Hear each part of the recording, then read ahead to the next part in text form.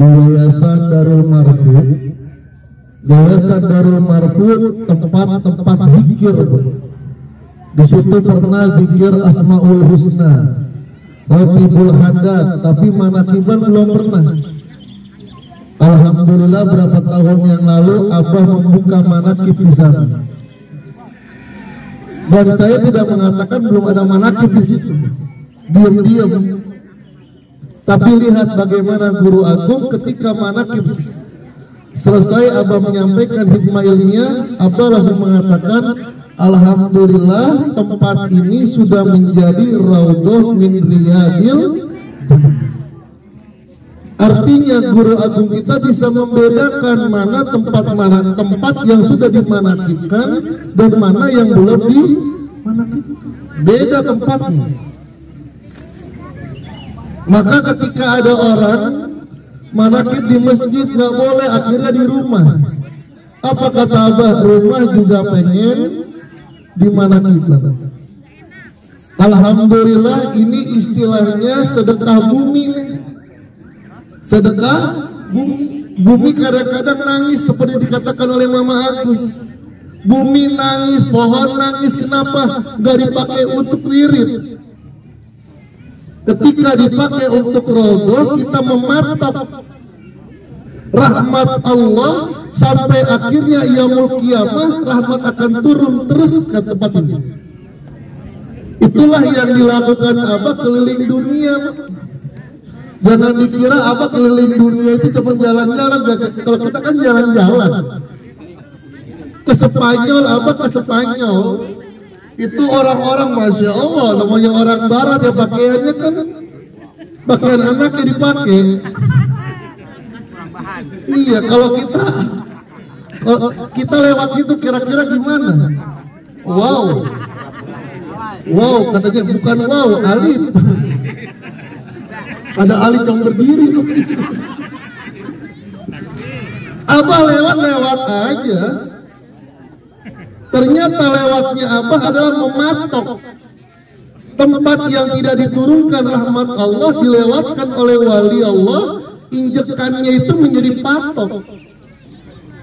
Dengan dengan keyakinan akan Allah turunkan rahmat di situ. Dan ternyata bukan omong kosong. Perjalanan seperti ini dilalui oleh baginda Rasulullah.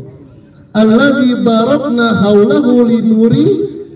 Kenapa Rasulullah Isra dari Masjidil Haram ke Masjidil Aqsa? Yang diberkahi adalah sekelilingnya.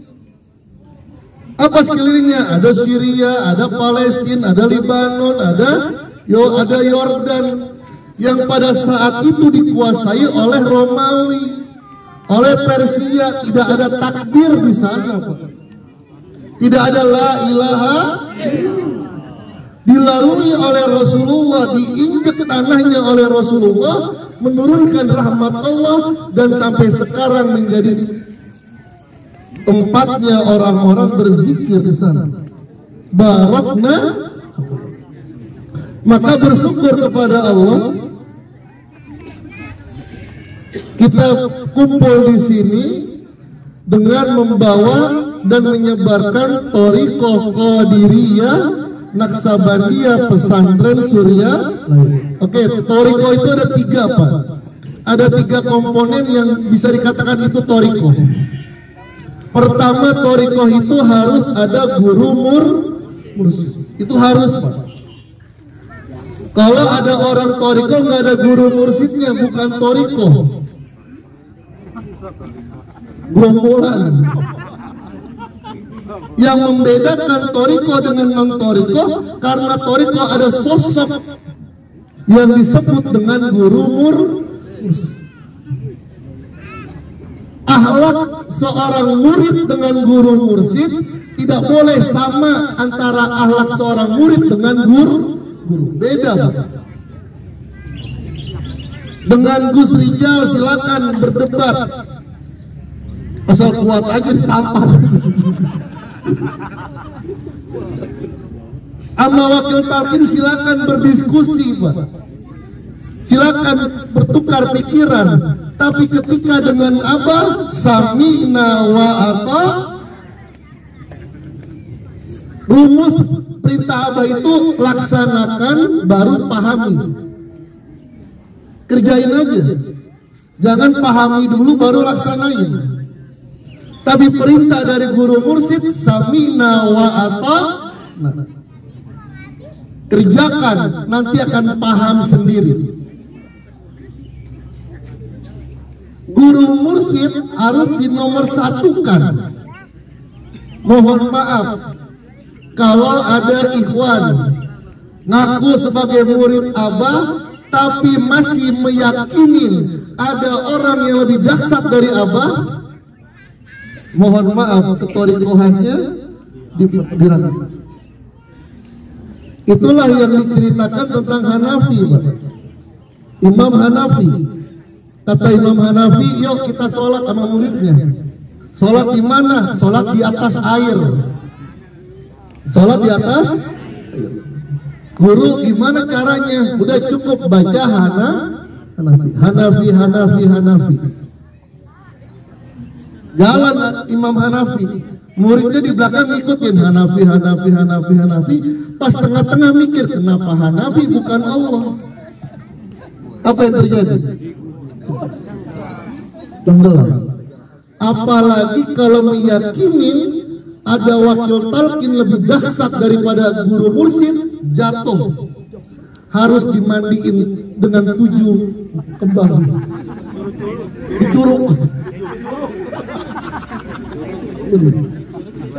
Ustaz, kan itu bukan mengkultuskan, meyakinkan. Maka semuanya itu, lihat ikhwan itu, walaupun sebenarnya kalau diucapkan dengan orang umum, mungkin orang kok dikit-dikit Abah. Tinggal diatur aja, kalau dengan depan ikhwan, Abah aja udah, macet Abah. Termasuk ketemu janda teriak aja. Tadi kan kata Mama Agus kan janda kolot disantunin, janda muda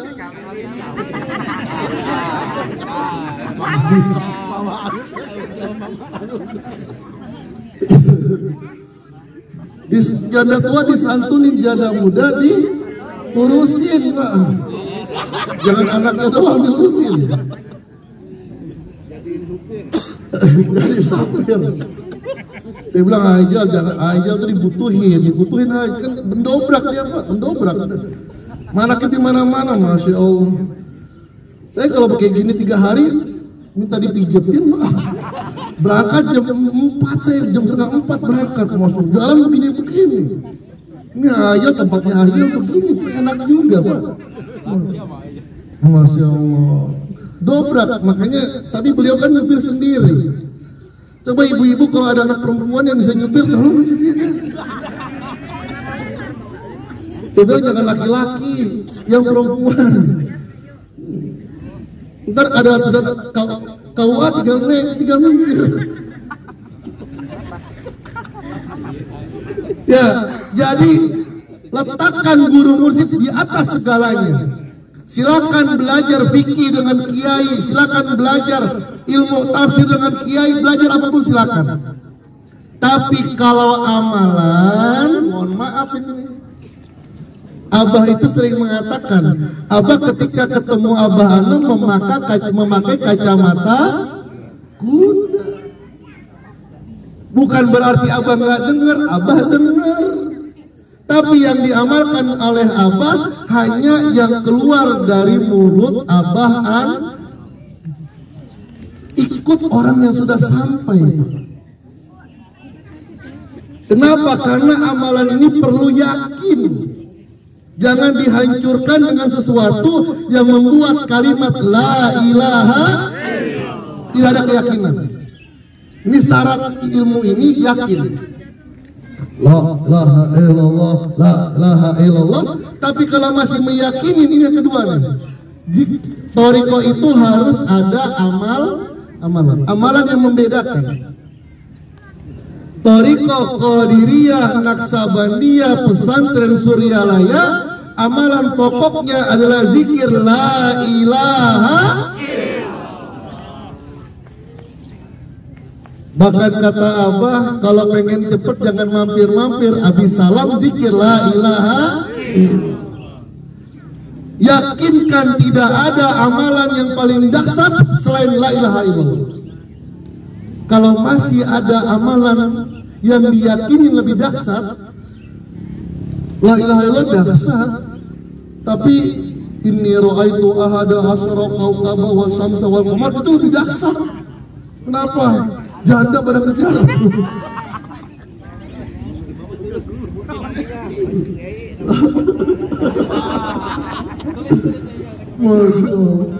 Jangan sampai meyakini ada amalan lebih dahsyat daripada kalimat la ilaha illallah. Maka jangan campur amalan kemana-mana, cukup amalan dari Abah sudah. Ini juga belum jadi Pak. Zikir kita belum jadi Pak, zikir la ilaha illallah kita belum ya, masih jauh Pak. Masih jauh. Maka saya bilang amalan yang paling berat ada orang. Dia dapat amalan ilmu hikmah, dapat amalan ilmu toriko ini Pak. Pas ditanya mana yang lebih berat, toriko Pak dia bilang. Sedangkan amalan hikmah itu amalan ilmu hikmah itu panjang Pak. Udah itu ada bahasa Sunda lagi. Aing muter-muter. Kaputer ke sini kamu. Tapi dia bilang lebih beratan toriko Ustaz. Kan toriko cuma la ilaha illallah doang. Iya Ustaz. Cuman disuruh bacanya setiap habis zuhur, habis asar, habis maghrib, habis isya, setiap hari. Kejenuhannya luar biasa. Betul nggak? Besok sekarang baca la ilaha illallah, ntar siang baca la ilaha illallah, besok baca la ilaha illallah. Jangankan zikir la ilaha illallah, makanan aja seminggu makan ayam kira-kira bosen nggak? Jujur aja sama bini yang 10 tahun bosen nggak? Ayo jujur aja. Bosan Ustaz, temen kagak berani aja. Ya gitu itu doang. Manusia itu ada kejenuhan. Begitu pula zikir la ilaha illallah. Maka untuk mengobati kejenuhan itu pertama suhbah kepada Abah. Yang kedua menghadiri mana. Silakan nanti diverifikasi, silakan dicoba. Seminggu nggak manakiban, kira-kira zikirnya 165 atau 3 kali. Seminggu nggak manakiban, libur, cuti. Zikirnya langsung turun Pak. Maka dengan hadirnya manakib meningkatkan zikir ini, menambah keyakinan tidak ada zikir yang lebih dahsyat selain la ilaha. Tadi yang dikatakan Mama Agus luar biasa Pak. Ini semuanya hidup semua nih. Semuanya berzikir semua. Lillahi ma fis samawati wal ardh. Yusabbihu lillahi ma fis sama. Bertasbih semuanya. Abdul Wahab As-Sa'rani dalam mukadimahnya Anwarul Qudsiyah dia bercerita, saya pernah dibukakan telinganya oleh Allah mendengar ini semua. Dibukakan antara maghrib dengan isya, semuanya berzikir sampai dia bilang yakadul amut, seakan-akan saya mau mati gara-gara dengar semuanya berzikir. Nggak enak Pak, bagusan kayak kita nih kuping kita nggak dengar bolot nih.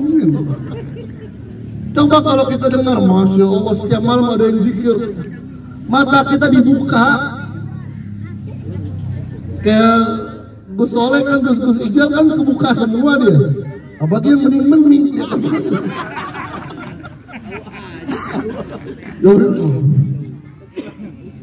Anak satu tuh, gitu dia Pak. Anak satu, tahu dari mana? Tahu. Cakep dia, jangan anaknya banyak. Jadi kalau urusan janda udah profesor.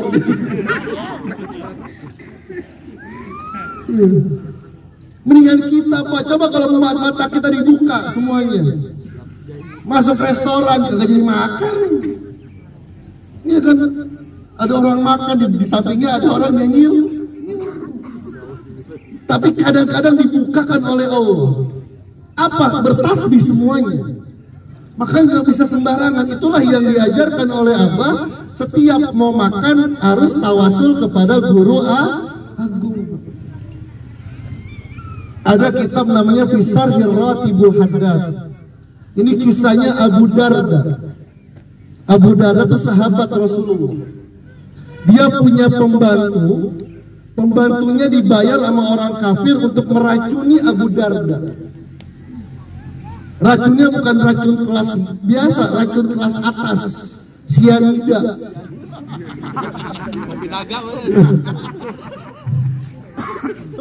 Wah, itu diracunin sampai 40 hari, setiap hari diracunin. At'amtu summa arba'ina marrah. Setiap hari dikasih racun itu Abu Darda, tapi nggak kenapa-napa, pusing aja kagak. Ternyata kata Abu Darda, setiap aku mau makan, dia membaca doa yang kita baca setiap khotaman. Bismillahilladzi la yadurru ma'asmihi syai'un fil ardi wala fis samai wa huwas samiul. Bukan hanya bacaan saja, tapi keyakinan agar makanan ini dijaga oleh Allah. Itulah kenapa setiap makan kita baca doa dan tawasul kepada guru Tujuannya apa? Biar kalau istri ngasih sianida gak mempan gitu.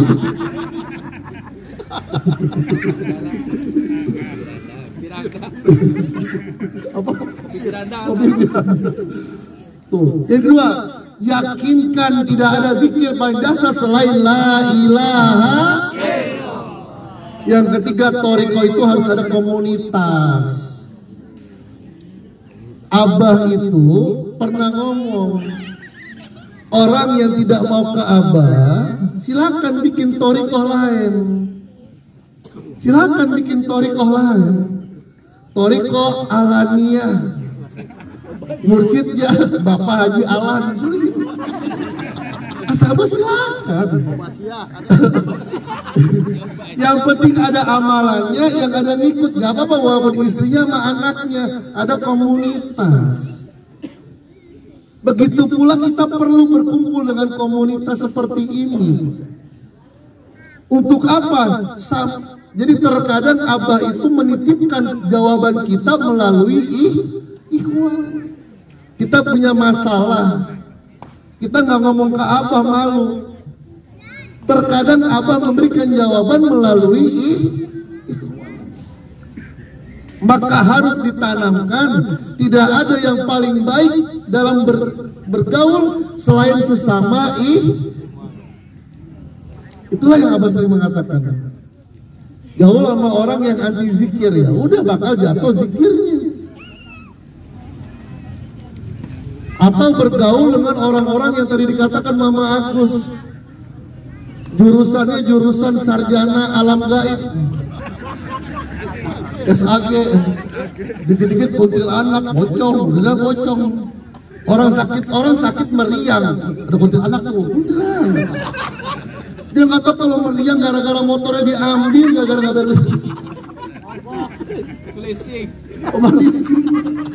Ya Allah, kita sudah nikmat, mudah-mudahan istiqomahkan oleh Subhanahu wa Ta'ala. Mudah-mudahan yang menyelenggarakan ini, yang berpartisipasi atas pelaksanaan seperti ini, mendapatkan balasan yang berlipat ganda oleh Allah Subhanahu wa Ta'ala. Disehatkan badannya, dipanjangkan umurnya, dibanyakan rizkinya, dilunasi hutangnya. Habis itu ngutang lagi. Terima kasih, mohon maaf. Assalamualaikum warahmatullahi wabarakatuh.